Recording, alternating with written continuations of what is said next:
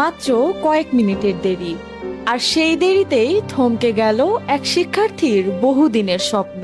সম্প্রতি ভারতের উত্তরপ্রদেশের মোরাদাবাদে ঘটে যাওয়া একটি ঘটনা সামাজিক যোগাযোগ মাধ্যমে ব্যাপক আলোচনার জন্ম দিয়েছে।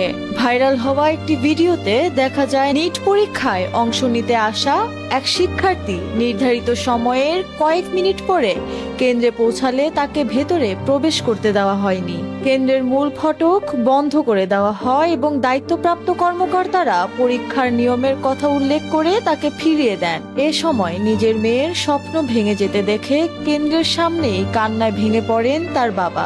অসহায় বাবার সেই আবেগঘন মুহূর্ত উপস্থিত অনেককেই নাড়া দেয়। অনেকেই প্রশ্ন তুলছেন, কয়েক মিনিটের দেরির কারণে একজন শিক্ষার্থীর বছরের পর বছরের পরিশ্রম ও প্রস্তুতিকে মূল্যহীন করে দেওয়া আসলে কতটা যৌক্তিক? নিয়মের কঠোর প্রয়োগ এবং মানবিক বিচারের এই বিতর্ক নতুন নয়, তবে মোরাদাবাদের এই ঘটনাটি আবারও সেই পুরনো প্রশ্ন সামনে নিয়ে এসেছে, শৃঙ্খলা বজায় রাখতে গিয়ে কোথাও কি মানবতার জায়গাটি হারিয়ে যাচ্ছে?